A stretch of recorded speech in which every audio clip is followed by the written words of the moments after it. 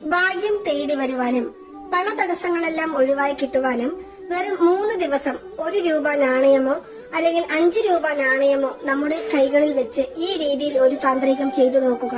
ഏതെങ്കിലും വെള്ളിയാഴ്ചയോ പൗർണമി ദിവസമോ അല്ലെങ്കിൽ അമാവാസ ദിവസത്തിലോ നമ്മൾ ഉറങ്ങുന്നതിന് മുന്നേ നമ്മുടെ തലയണയ്ക്ക് കീഴെ ഈ നാണയത്തൊട്ട് വെച്ച് കിടന്നുറങ്ങുക. പിറ്റേന്ന് രാവിലെ മുതൽ വൈകുന്നേരം വരെയും ആ നാണയത്തൊട്ട് അവിടെ തന്നെ ഇരുന്നോട്ടെ.